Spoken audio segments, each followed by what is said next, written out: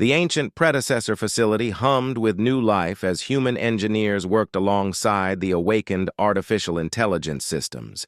Captain Jake Morrison stood before a massive star map that showed the entire galaxy, with red dots marking every world under Zephyrian control. Operation Liberation begins in 6 hours, he announced to the assembled team of humans and aliens who had gathered at the facility. We will strike at every slave world simultaneously. This is the largest military operation in galactic history. Engineer Diane Foster had spent the past month learning to merge predecessor, human, and captured Zephyrian technology into weapons of incredible power. Her team had created devices that could disable Zephyrian control systems from orbit, freeing enslaved populations without destroying their infrastructure. The liberation devices are ready, she reported. Each one can break the control systems on an entire planet within minutes. But we need to get them close enough to work. Dr. Maria Santos had made an even more important discovery. Using predecessor technology, she had developed a communication network that could coordinate military actions across thousands of light years instantly. The network is active, she announced. Every resistance cell, every slave revolt, every hidden rebel base is now connected. Captain Morrison looked around the room at the beings who had come from across the galaxy to join the fight. There were Calarians with their crystal skin, Morphians who could change shape at will, Voltrans with their electrical abilities, and dozens of other species who had lived under Zephyrian rule for centuries. Today we end 3,000 years of slavery, Jake said. Not just for humans, but for everyone. The Zephyrians taught us that freedom must be taken, not given. Let's teach them what happens when an entire galaxy decides to be free. On Earth, Admiral Tony Clark commanded the largest fleet humanity had ever assembled. Ships built from human innovation and alien technology filled the space around the planet. The battle for Earth had lasted for weeks, but now it was time to take the fight to the enemy. All ships, prepare for hyperspace jump, Tony ordered. Target, Zephyros Prime. It's time to end this war. The jump to the Zephyrian homeworld would normally take days, but using predecessor technology, the human fleet could cross the galaxy in hours. As they prepared to leave, reports began flooding in from across the galaxy. Operation Liberation had begun. On the mining world of Kepler-7, the slave revolt started exactly at the planned moment. Human strike teams appeared from hyperspace and immediately began broadcasting liberation signals. The Zephyrian control devices that kept the population enslaved shut down within minutes.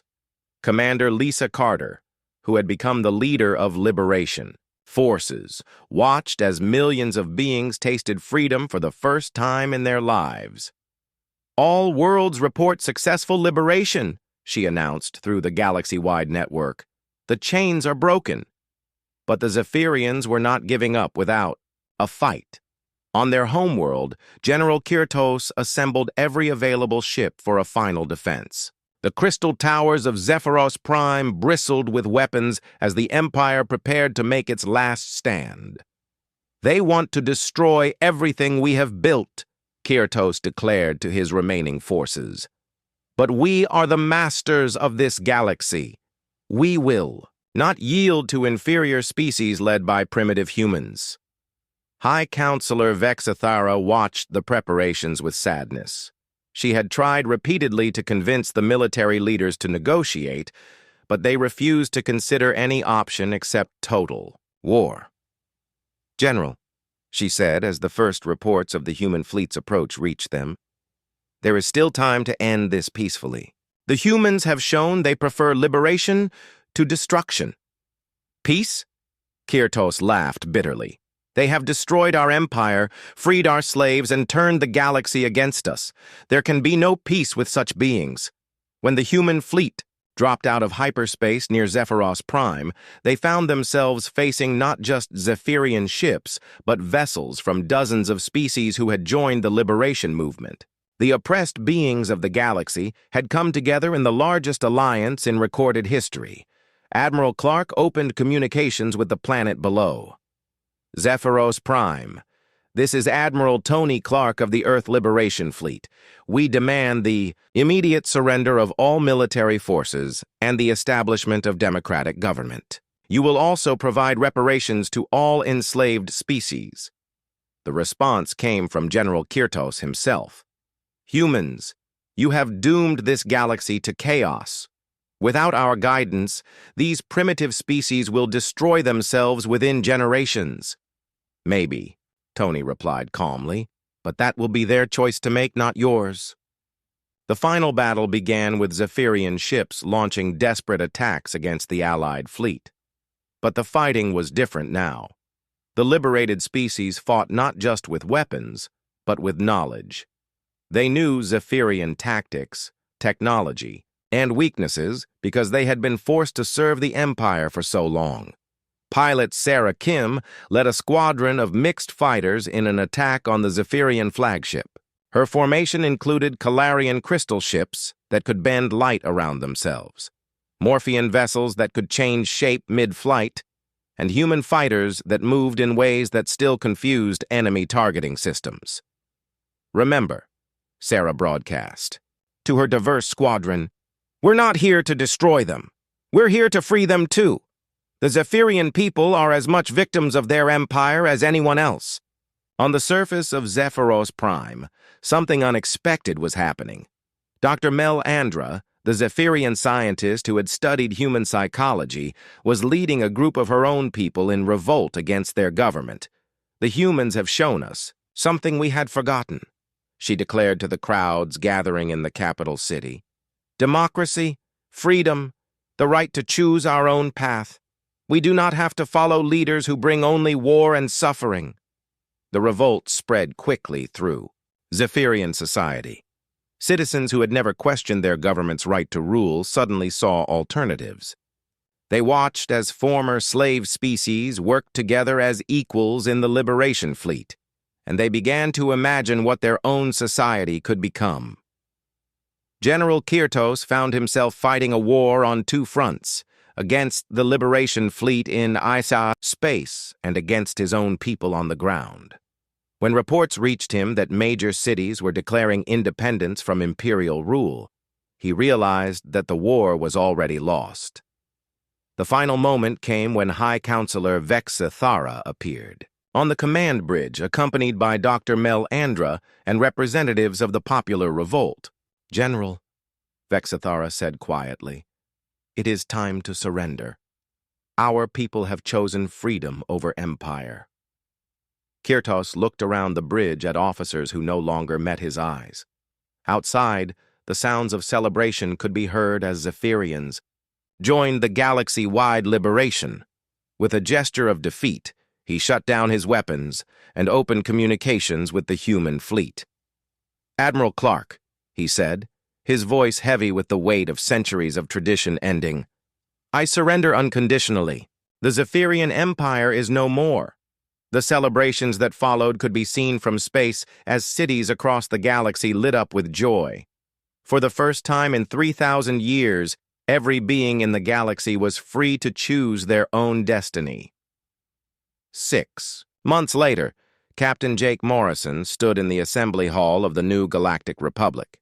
Representatives from hundreds of worlds worked together to write laws that would prevent any species from dominating others again. Humans served not as rulers, but as advisors, sharing the lessons they had learned about democracy and freedom. High Counselor Vexithara, now serving as an elder advisor to the Republic, approached Jake during a break in the proceedings. Captain, she said, I owe you an apology. When I first heard the warnings about humans, I thought they spoke of a species that would bring destruction. I did not understand that sometimes destruction of evil is necessary for the creation of good. Jake smiled. The warnings were right, Counselor. Humans are dangerous. We're dangerous to anyone who thinks they have the right to enslave others. We're dangerous to anyone who believes might makes right.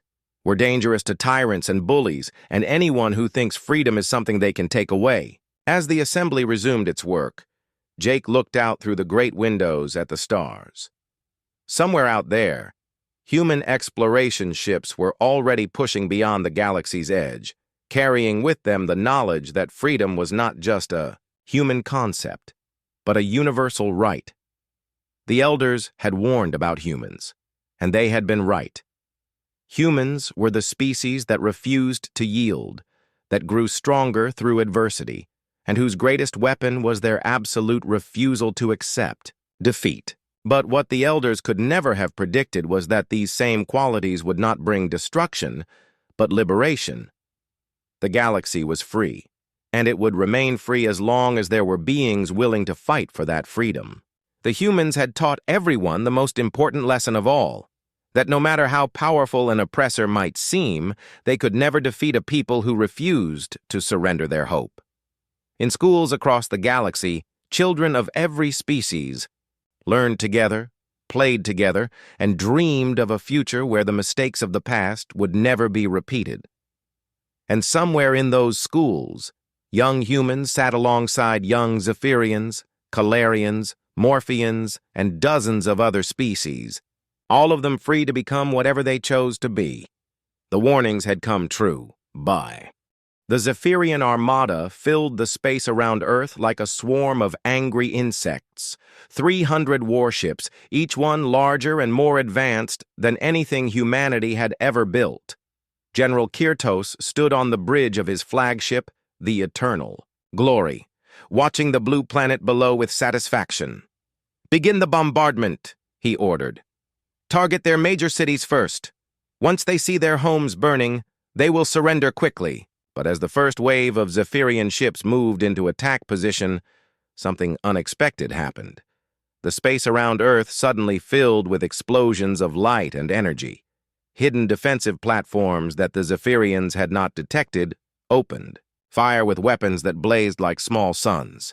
"Impossible," breathed Commander Voxandra, Kirtos' second in command. "Our scans showed no significant military installations." "Then our scans were wrong," Kirtos snarled. "All ships return fire. Destroy those platforms immediately." Admiral Tony Clark commanded Earth's defense from the orbital station New Hope, a structure built in secret over the past 3 months using reverse-engineered alien technology. Around him, his officers worked frantically to coordinate the defense of their homeworld. "Wave 2 incoming from the asteroid belt," reported Tactical Officer Linda Hayes. 60 ships, heavy cruiser class." "Deploy the Luna Squadron," Tony ordered. "Tell Captain Morris to use formation Delta 7. On the bridge of the human destroyer Defiance, Captain Paul Morris smiled grimly as he received his orders. Formation Delta 7 was something no Zephyrian military academy had ever taught because no sane commander would attempt it. It involved diving directly through enemy formations while firing in all directions, relying on speed and unpredictability rather than heavy armor. "All ships, follow my lead," Morris announced to his squadron. "Remember, we're not trying to win a stand-up fight. We're trying to confuse them long enough for the heavy platforms to get clear shots." The human ships dove into the Zephyrian formation like hawks attacking a flock of pigeons. Their weapons were not as powerful as alien plasma cannons, but they fired faster and from unexpected angles. The Zephyrians, trained for orderly battle formations, found themselves struggling to track targets that seemed to appear and disappear at random. Pilot Sarah Kim led the fighter escort in her modified interceptor, Guardian Angel. Her ship was barely larger than an old Earth jet fighter, but it moved through space like a dancer, twisting and turning in ways that defied Zephyrian understanding of flight dynamics. "Sarah, you've got 3 hostiles on your tail," warned her wingman, Lieutenant Ryan Cross. "I see them," Sarah replied calmly. "Watch this." She suddenly cut her engines and spun her fighter around, firing directly at the pursuing Zephyrian fighters, while flying backward. The alien pilots, expecting her to continue fleeing, flew directly into her weapons fire. 2 ships exploded immediately, while the third veered away in confusion. "How did she do that?" demanded Kirtos as he watched the display on his command screen. "The human pilot shut down her engines during combat," his tactical officer reported. Such a maneuver should have left her helpless. Then why didn't it? The tactical officer studied the readings carefully. Sir, I believe the humans are using momentum and gravity in ways we have never considered. Their ships are not just flying. Through space, they are falling, spinning, and bouncing like projectiles. The battle raged for hours, with neither side gaining a clear advantage.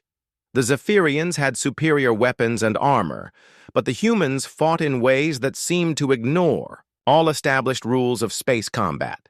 Human ships would deliberately crash into asteroids to change direction, use the gravity of planets to slingshot into new positions, and coordinate attacks that came from multiple directions simultaneously. Meanwhile, deep in the asteroid belt, Captain Jake Morrison led a desperate mission to rescue the human prisoners held in Zephyrian labor camps. His team had successfully taken control of the Unity, but now they faced the challenge of reaching the camps before the Zephyrians could. Eliminate the evidence of their crimes. Camp Designation 7 is just ahead, reported Kevin Park from the navigation station. I'm reading about 200 human life signs. Defenses? Jake asked. Minimal. They never expected anyone to find these places, let alone attack them. The Unity dropped out of faster-than-light travel near a small asteroid that had been converted into a prison facility. The rescue went quickly. The Zephyrian guards were not prepared for a military assault, and many surrendered immediately when faced with human soldiers who fought with desperate fury. Dr. Emma Foster, the mission's medical officer, worked frantically to treat the rescued prisoners. Many had been worked nearly to death in the alien mines, but they were alive and angry. How many more camps are there? Asked one of the rescued miners, a woman named Janet Baker whose hands were scarred from months of forced labor. 16 more, that we know of, Jake replied. We're going to get them all. But even as human forces achieved small victories, the main battle around Earth continued to escalate. The Zephyrians brought in reinforcements from nearby systems, while human engineers worked around the clock to build new ships and weapons. Dr. Alex Turner had returned to Earth during the chaos of the initial attack, and now he worked with Ray Brooks to develop new technologies. Their latest creation was a fusion plasma hybrid weapon that combined human engineering with captured Zephyrian power systems. The energy output is incredible, Ray reported, as they tested the new weapon on a captured Zephyrian ship. But it's unstable. We can only fire it a few times before the whole system overheats. That's fine, Alex replied. We don't need weapons that last forever. We need weapons that hit hard enough to matter. The breakthrough moment came when Sarah Kim's fighter squadron discovered something unexpected during a reconnaissance mission. To the outer planets, hidden among the moons of Jupiter, was an ancient facility that did not match any known Zephyrian design. Admiral Clark, Sarah reported, we've found something you need to see. It's old, really old, and it's definitely not Zephyrian. The facility turned out to be a predecessor research station, abandoned for thousands of years but still partially functional. Captain Morrison's team, fresh from their rescue mission, was dispatched to investigate. Inside the ancient structure, they found technology that made even Zephyrian devices look primitive. But more importantly, they found records, historical files that told the true story of what had happened to the predecessors. The predecessors created the Zephyrians, Kevin Park reported as he accessed the ancient computers. They were an artificial species designed to be servants and workers, but the Zephyrians rebelled and destroyed their creators. Jake studied the ancient records with growing excitement. That's not all. Look at this data about human brain patterns. The predecessors specifically designed their facilities to be operated by minds like ours, chaotic, unpredictable, resistant to mental control. Dr. Foster examined the biological data with amazement. It's like they knew humans would eventually find this place. These interfaces are designed for our neural patterns. As they explored deeper into the facility, they discovered the predecessor's final message, a detailed warning about the Zephyrians and instructions for defeating them. But the most important discovery was a communication network that could instantly reach every corner of the galaxy. We can contact the enslaved worlds, Jake realized. We can tell them what we've learned about fighting back. The message that went out from the predecessor facility spread across the galaxy faster than light, reaching hundreds of worlds where billions of beings lived under Zephyrian rule. For the first time in thousands of years, the slaves of the Empire learned that resistance was possible. On Zephyros Prime, High Counselor Vex Ithara watched the reports flooding in with a mixture of fear and satisfaction. Slave revolts were breaking out on dozens of worlds. The humans had somehow activated ancient predecessor technology and used it to spread rebellion across the Empire. "General Kirtos," she said as she entered the military command center, "I believe it is time to consider retreat." The general turned on her with fury in his eyes. "Retreat? From a single primitive world? Never!" "It is not one world anymore," Vex Ithara replied calmly. "The humans have awakened something we thought was dead forever. The predecessors left them weapons and knowledge that we cannot match." "Then we destroy Earth completely," Kirtos declared. "We will use planet killer, weapons if necessary. And what happens when the other enslaved species see us resort to such measures? What happens when they realize we are desperate enough to destroy entire worlds?" For the first time since the war began, Kirtos looked uncertain. The easy conquest he had promised was turning into the greatest threat the Zephyrian Empire had ever faced. The humans had not just refused to surrender, they had inspired others to fight back. Above Earth, the battle continued to rage as more ships arrived on both sides. But now the fighting had spread far beyond one small blue planet. Across the galaxy, the war for freedom had begun, and humanity had lit the spark that would either liberate billions of enslaved beings or destroy everything they had fought to protect. In her laboratory deep underground, Dr. Maria Santos monitored the expanding conflict with scientific fascination. "The Zephyrians still don't understand," she told her team. The message spread across Earth like wildfire. Dr. Alex Turner's evidence, transmitted through hidden networks, reached every major city within hours. Underground scientists had been quietly studying Zephyrian technology for weeks, and now they all shared their findings at once. President Karen Walsh sat in the Emergency Command Center deep beneath Washington, D.C., watching reports flood in from around the world. Her face was pale but determined as she listened to her advisors explain the full scope of the deception. "Madam President," said Defense Secretary Tony Martinez, "every piece of their technology is compromised. The fusion reactors, medical devices, transportation systems, communication networks, everything has hidden controls and kill switches." "How long before they activate them?" Karen asked. "Unknown, but intelligence suggests it could happen at any time.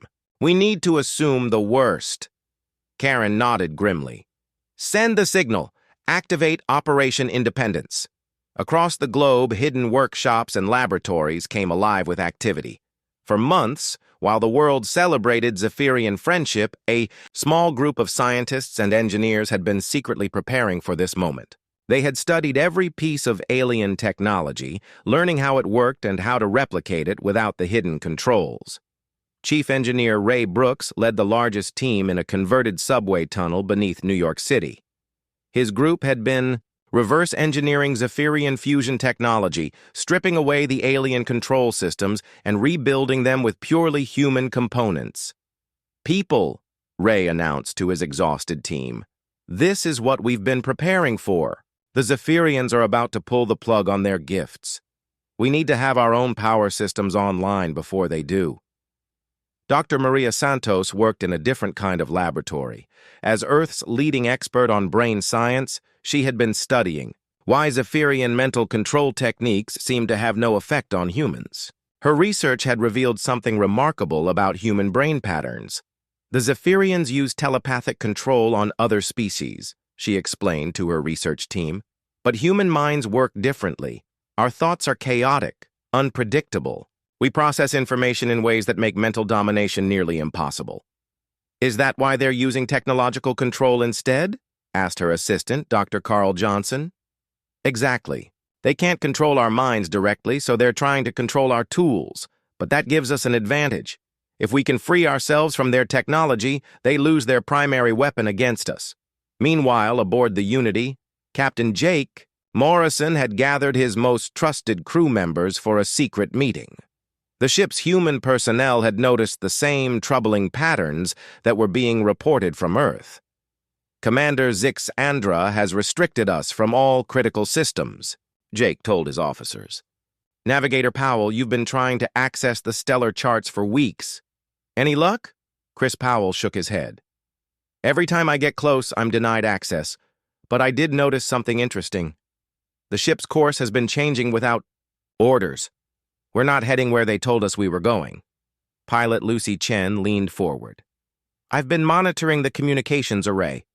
There are encrypted transmissions being sent to unknown destinations every few hours. I think they're reporting on us. Systems specialist Kevin Park had been the quietest member of the group, but now he spoke up. I've been studying the ship's computer architecture. I think I can create a localized systems failure that would give us temporary access to the navigation and communication controls. Jake made his decision. Do it. We need to find out what they're really planning. On Zephyros Prime, General Kirtos stood before the activation console that would begin humanity's subjugation. Representatives from across the Empire had gathered to witness the moment when Earth joined the long list of conquered worlds. Today, the General announced, we add another species to our collection. Humans will learn their place in the galactic order, just as 43 species before them have learned. His clawed hand moved toward the activation switch, but High Counselor Vexithara's voice stopped him. General, our monitoring stations are reporting unusual activity on Earth. Perhaps we should investigate before proceeding. What kind of activity? Kirtos asked impatiently. Energy signatures that don't match our technology. It appears the humans are attempting to create their own versions of our devices. Kirtos laughed harshly. Impossible. Even if they understood the basic principles, it would take them years to develop functioning alternatives. Nevertheless, Vexthera insisted, perhaps we should wait and observe. No, Kirtos replied firmly. Every day we delay gives them more time to prepare resistance. We activate the shutdown now. The General's hand slammed down on the control, sending the shutdown signal across space to Earth. On every continent, Zephyrian technology began to fail. Fusion reactors went dark, medical devices stopped working, anti-gravity vehicles fell from the sky. Communication networks went silent. In government bunkers around the world, leaders waited to see if their secret preparations had been enough. For a few terrifying minutes, it seemed like civilization itself was collapsing. Then, one by one, backup systems came online. Ray Brooks watched with satisfaction as his improvised fusion reactor stabilized and began producing power. "We did it," he announced to his cheering team. "We have independent power." Similar celebrations erupted in hidden facilities across the globe. Human engineers had successfully created their own versions of Zephyrian technology, free from alien control. The lights came back on. Medical facilities resumed operation. Communication networks rebuilt themselves using human equipment. But the Zephyrians were not finished. When their monitoring stations reported that Earth's infrastructure was recovering, General Kirtos ordered the next phase of the attack. Zephyrian warships that had been hidden throughout the solar system revealed themselves and began moving toward Earth. "You see," Kirtos told his assembled commanders, "the humans have shown some technical skill, but they cannot stand against our military might. A few orbital bombardments will convince them to surrender." On Earth, President Walsh received the reports of approaching enemy ships with grim determination. "How long do we have?" she asked. 12 hours before the first ships reach Earth orbit," replied Admiral Tony Clark, the newly appointed commander of Earth's hastily assembled defense force. "Are our defenses ready? Madam President, 3 months ago, we had no military space, fleet at all. What we have now is built from salvaged alien technology and human innovation. It's untested and outnumbered, but it's ours. Unknown to the Zephyrians, Captain Morrison's team had succeeded in their mission aboard the Unity. Kevin Park's systems disruption had given them access to the ship's databases, and what they found was staggering. The Unity was not an exploration vessel. It was a spy ship, gathering detailed intelligence about human military capabilities and weaknesses. More importantly, they had discovered the locations of Zephyrian fleet positions throughout the solar system. Jake immediately began transmitting this information to Earth using an improvised communication system that bypassed Zephyrian monitoring. Earth Defense Command, Jake broadcast. This is Captain Morrison aboard the Unity. I have critical intelligence on enemy positions and capabilities. Be advised, the Zephyrians have been planning this attack for months. The intelligence Jake provided allowed Earth's defenders to track the approaching enemy fleets and plan their response. But perhaps more importantly, his team had also discovered something else in the ship's databases: the locations of slave labor camps where missing humans were being held. There are 17 camps scattered across the outer system, Lucy Chen reported as she studied the stolen data. Hundreds of our people are being held in each one. Jake felt anger burning in his chest. The Zephyrians had not just planned to enslave humanity, they had already started. Can we reach any of the camps? Kevin Park worked frantically at his console. If we can take control of this ship, maybe, but we'd need to move fast. Once the Zephyrians realize we've broken their security, they'll try to retake the vessel. As the first Zephyrian warships entered Earth's outer atmosphere, they expected to find a broken world begging for mercy. Instead, they encountered defensive satellites and orbital platforms that should not have existed.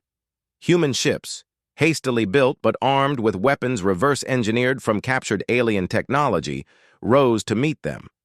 The battle for Earth was about to begin, but it would not be the one-sided conquest the Zephyrians had planned.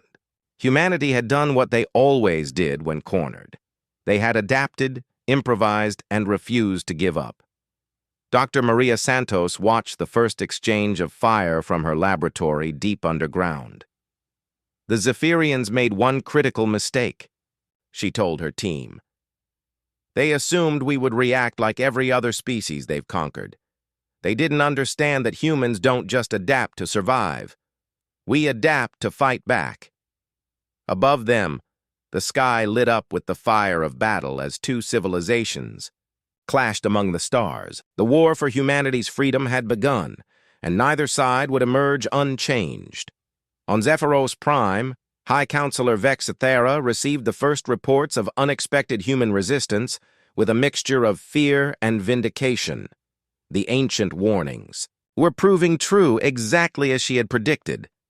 General Kirtos, she said quietly as alarm signals began sounding.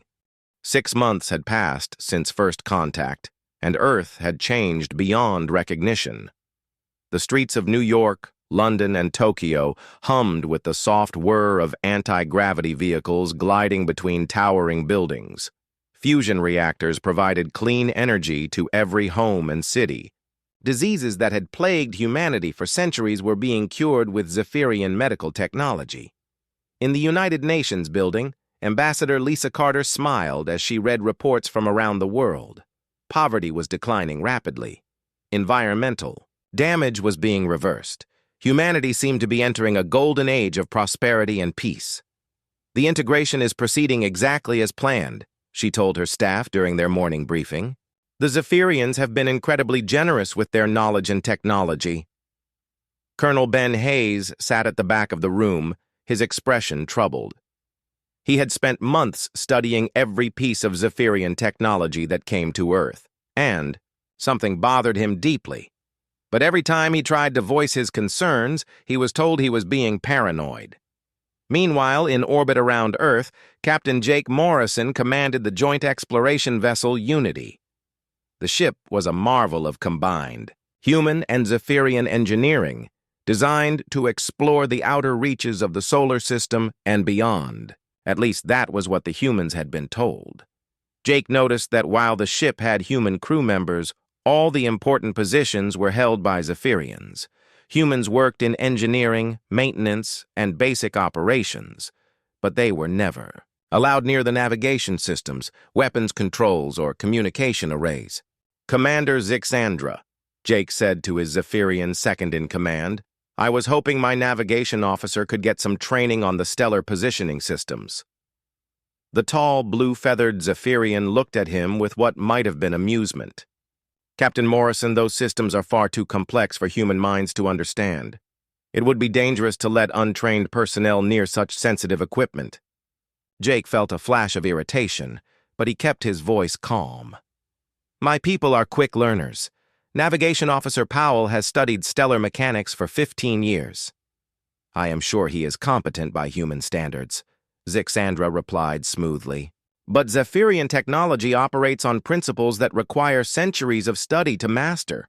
Perhaps in time, when your species has evolved further, such training might be possible." Down in the engineering section, Dr. Alex Turner was having his own troubling discoveries. As Earth's lead xenobiologist, he had been assigned to study the biological effects of Zephyrian medical treatments. What he found made his blood run cold. The Zephyrian medical devices were not just healing humans. They were collecting detailed biological data and transmitting it to unknown locations. Worse, each device contained microscopic components that could be activated remotely. With the right signal, the Zephyrians could shut down the immune systems of every human who had been treated. Alex tried to report his findings to the Joint Science Committee, but his messages were somehow never received. When he attempted to contact Earth directly, he found that his communications were being blocked by the ship's systems. On the Zephyrian homeworld, General Kirtos stood before a massive holographic display showing the progress of what they called Project Integration. The display showed Earth covered in glowing dots, each representing a piece of Zephyrian technology that had been placed there. "Phase 1 is complete," he announced to the assembled military commanders. "The humans have accepted our gifts eagerly, just as predicted. Their planet is now completely dependent on our technology. When we activate the shutdown protocols, their civilization will collapse within days." Dr. Melandra studied the biological reports flowing in from Earth. "Their adaptation rate is remarkable, General. Much faster than any species we have encountered before. Are you certain the shutdown will be effective?" "Of course," Kirtos replied confidently. "No species can survive the sudden loss of their entire technological infrastructure. They will beg us to restore their power and medicine. In exchange, they will accept whatever terms we offer." "And if they refuse?" asked one of the younger commanders. Kirtos laughed. "Then they will watch their children die in darkness while their cities crumble. Humans may be stubborn, but they are not stupid. They will submit." High Counselor Vexithara listened to these plans with growing horror. "General, the ancient warnings specifically mention human adaptability. Perhaps we should consider a different approach." "High Counselor," Kirtos said with barely concealed impatience, "we have used this exact strategy on 43 different species over the past 2,000 years. It has never failed. The humans will be no different. But far from Earth, in the asteroid mining colonies, things were already starting to go wrong. Engineer Pete Collins had been working the outer rim mines for 3 months when he noticed that some of his fellow workers were disappearing. "Where did the night shift crew go?" he asked Supervisor Velandra, a green-feathered Zephyrian who managed the human workers. "They were transferred to more suitable positions," Velandra replied without looking up from her datapad. Pete frowned. "Transferred where? And why wasn't I told? I'm supposed to coordinate all engineering assignments." "Human concerns are not your responsibility," Velandra said sharply. "Focus on your assigned tasks." That night, Pete met secretly with geologist Susan Wright in the recreation area. They had both noticed the same troubling pattern. Workers would be called for medical evaluations or skills assessments and then simply vanish. I tried to access the personnel records, Susan whispered. The files are classified above my clearance level. Since when do mining operations need classified personnel files? Since we're not really mining for minerals, Pete replied grimly. I've been tracking the ore shipments. Most of what we dig up goes to unmarked ships that aren't on any official schedule. Susan looked around nervously. What are you saying? I'm saying this isn't a mining operation. I think we're being used for something else entirely. Their worst. Fears were confirmed when Pete managed to hack into a Zephyrian communication terminal.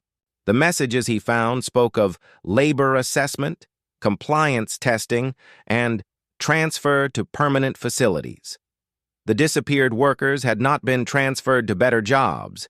They had been taken to forced labor camps in distant star systems. Pete and Susan tried to warn Earth but found their communications blocked. When they attempted to access an emergency transmitter, Zephyrian security forces surrounded them. The alien guards were not the friendly peacekeepers that Earth knew. These Zephyrians carried weapons and wore armor that marked them as military personnel. Citizens Collins and Wright, the lead guard announced. You have accessed classified information without authorization. You will be transferred to a secure facility for questioning. On whose authority? Pete demanded. This is supposed to be a joint human-Zephyrian operation. The guard's beak curved in what might have been a smile. All authority comes from the Galactic Council. Humans are junior partners in this arrangement. You will comply or face the consequences. Back on Earth, Dr. Alex Turner had finally found a way to send his research to the surface. Using an old emergency beacon that predated Zephyrian integration, he transmitted his findings to a network of scientists who still used human-only communication systems.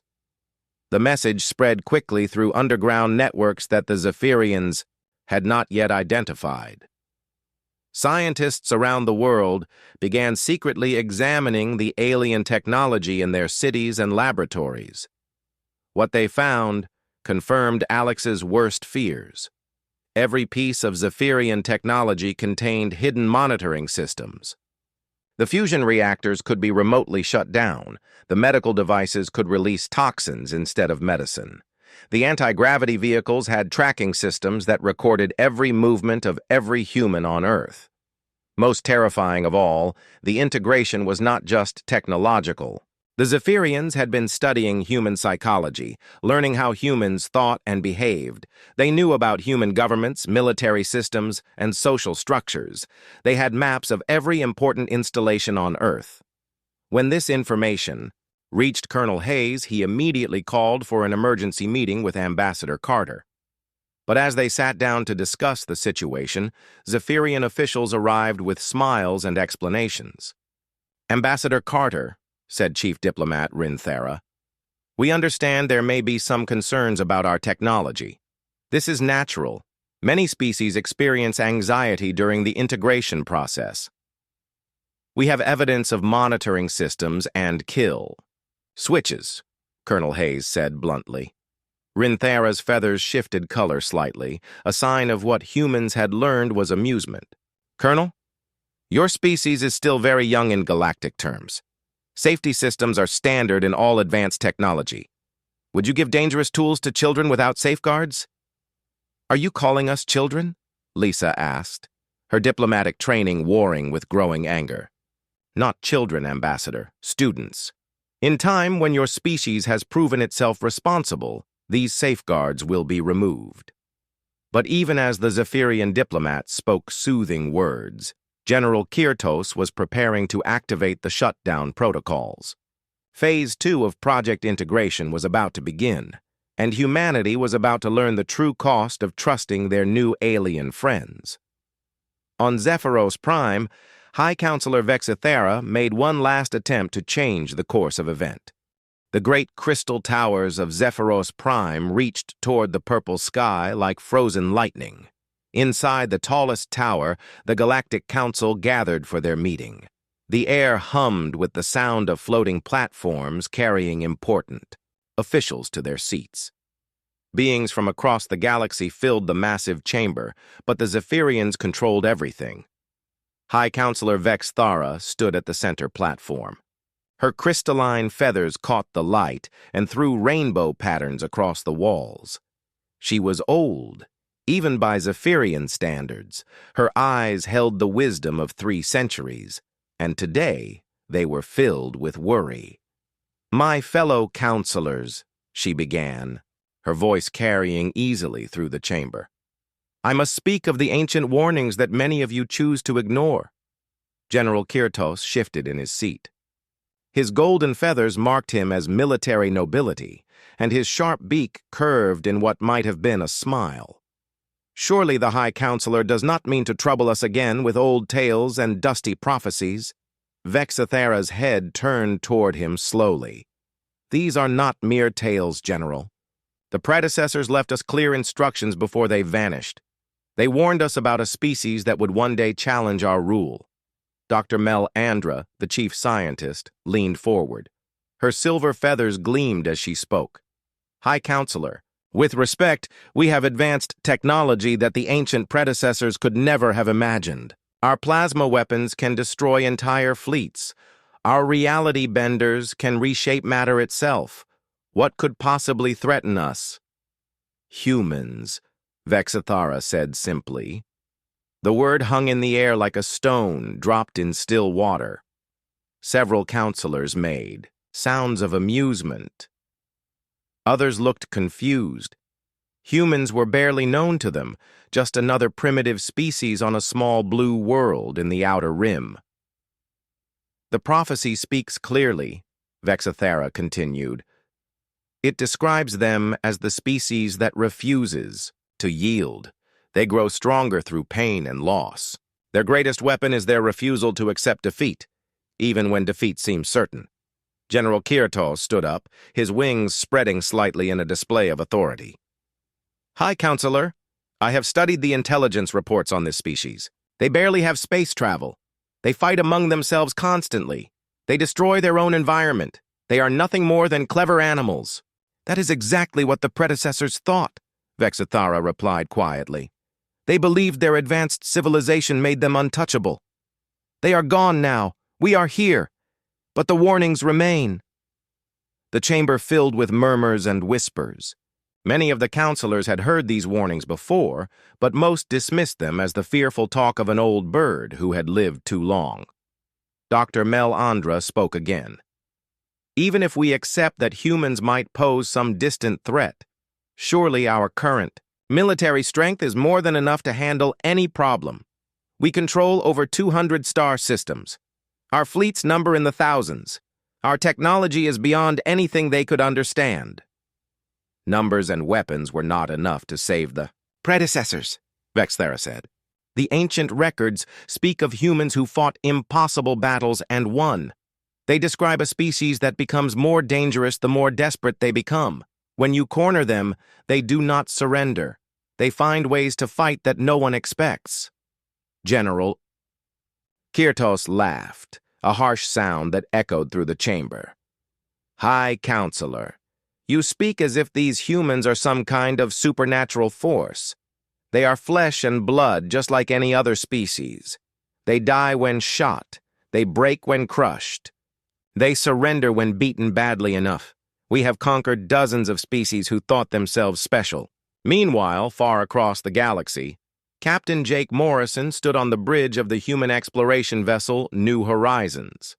The ship was humanity's pride, though it would seem laughably primitive to any Zephyrian observer.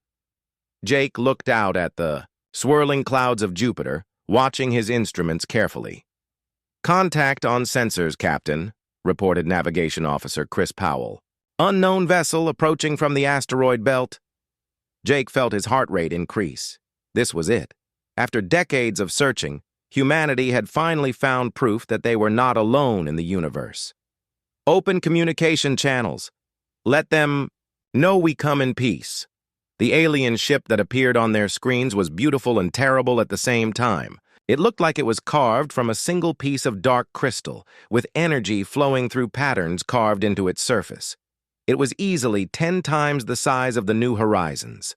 Unknown vessel, this is Captain Jake Morrison of the human ship. New Horizons. We represent the people of Earth and come seeking peaceful contact. The response came quickly, translated by computers that seemed far more advanced than anything humans possessed. Human vessel, I am Commander Synthara of the Zephyrian patrol ship Wind Dancer. We greet you in the name of the Galactic Council. We have been expecting you. Jake exchanged glances with his crew. Expecting us? Your species has been observed. The Council is interested in making formal contact. We come with an offer of friendship and technological exchange. On Earth, the news spread like wildfire. Ambassador Lisa Carter found herself thrust into the most important diplomatic role in human history. She assembled a team of Earth's best minds, including military advisor Colonel Ben Hayes, who remained cautious despite the apparent friendly nature of the contact. Something feels off about this, Colonel Hayes told Lisa during one of their private meetings. They just happened to be waiting for us. They just happened to have translation technology ready. It's too convenient. Lisa nodded but kept her hopes up. Maybe they've been watching us for a while, waiting for us to develop space travel. Maybe this is how first contact always works. Back on Zephyros Prime, Vexthara watched the reports of first contact with growing dread. The younger counselors celebrated the news. Here was their chance to add another species to their empire, another world to their collection. You see, High Counselor, General Kirtos said as they reviewed the footage of the primitive human ship. They are exactly as weak as I predicted. One of our patrol ships could destroy 100 of their vessels without effort. That is not the point, Vexithara replied. Power is not always about who has the bigger weapon. The predecessors learned that too late. The predecessors are gone, Dr. Melandra said. We learned from their mistakes. We are stronger, smarter, more careful. Vexithara looked at the images of the human ship and its crew. They looked so young, so hopeful, so completely unaware of what was coming for them. The warning spoke of their hope too. It said that humans never give up hope, even when hope seems foolish.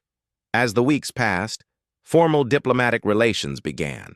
The Zephyrians invited human representatives to visit their capital world. They shared small gifts of technology, simple things that would improve human life without giving them any real power. The humans were grateful and eager to learn. They asked endless questions about the galaxy, about other species, about the Galactic Council. Their enthusiasm amused the Zephyrians, who saw it as proof of human naivety. But Vexithara watched and worried. She saw something in the human delegation that reminded her of the ancient warnings. She saw the way they adapted quickly to new situations. She saw how they worked together despite their differences. She saw their refusal to be impressed by Zephyrian displays of power. Most troubling of all, she saw their questions. Humans asked different questions than other species. Where others asked about comfort and safety, humans asked about limits and possibilities. Where others accepted answers, humans always asked why. The ancient warnings had mentioned this too.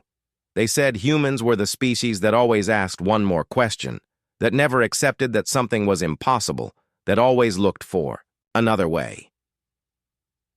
As the first formal ceremonies of friendship began, Vexithara made a decision.